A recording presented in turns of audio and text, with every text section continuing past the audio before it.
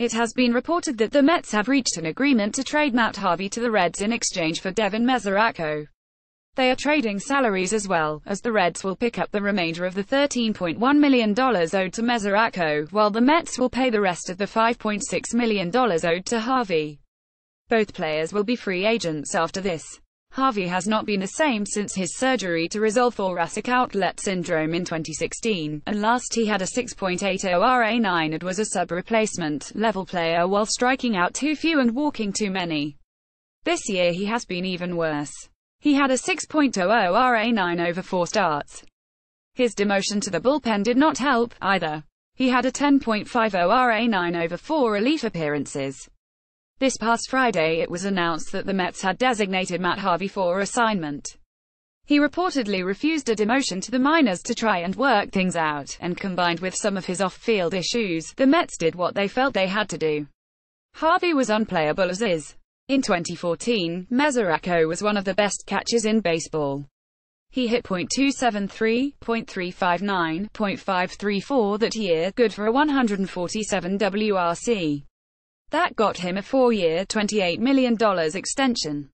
It was backloaded with almost half that amount paid this year. The Reds are probably regretting that decision. Sadly, injuries have wrecked Mesoraco's career. Even in 2014 he played only 114 games, which is actually the most games he has ever played in A.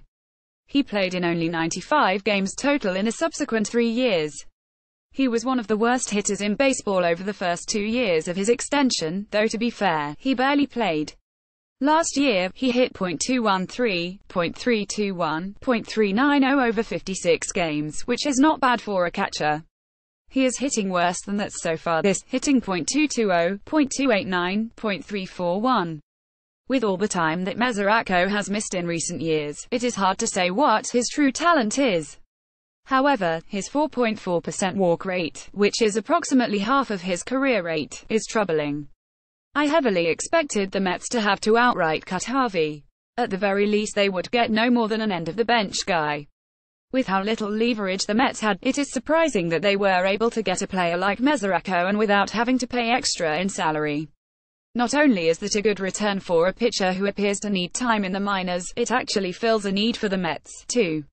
A few weeks ago I wrote about the Mets' catcher problems that came as a result of Travis d'Arnaud going down with Tommy John surgery and Kevin Plotski landing on the DL. I suggested JT Realmuto was the best option, and short of that, even taking a chance on Blake Swihart. I declined to suggest Mesoraco due to his injury history, but it is a good option given what they are paying in talent. Mets catchers have hit a combined .161, .271, .241 with only 1 home run this. Their .241 WOBA is the worst in the National League. Even if Mesoraco does not improve at the plate, he will still be a big upgrade. The biggest question will be whether or not he will healthy enough to provide that upgrade. I like this trade better for the Mets, but despite Harvey's immense struggles over a year now, I would not peg the Reds as losers in this trade. The Reds are rebuilding, Mesoraco was not going to be part of their future, and Harvey needs a change of scenery about as badly as any player I have ever seen. I am guessing that the Reds are hoping to fix Harvey in order to flip him at the trade deadline. Mesoraco likely has the higher floor, but we all saw Harvey's ceiling once upon a time. If the Reds can turn Harvey into even just a back-end starter, he will return more at the deadline than Mesoraco would.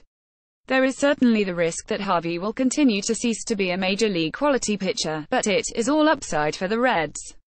The Mets fill an important need, and the Reds get a chance to improve their rebuild. The trade works for both teams. Luis Torres is a featured writer at Beyond the Box Score. He is a medicinal chemist by day, baseball analyst by night. You can follow him on Twitter at @Chemtors21.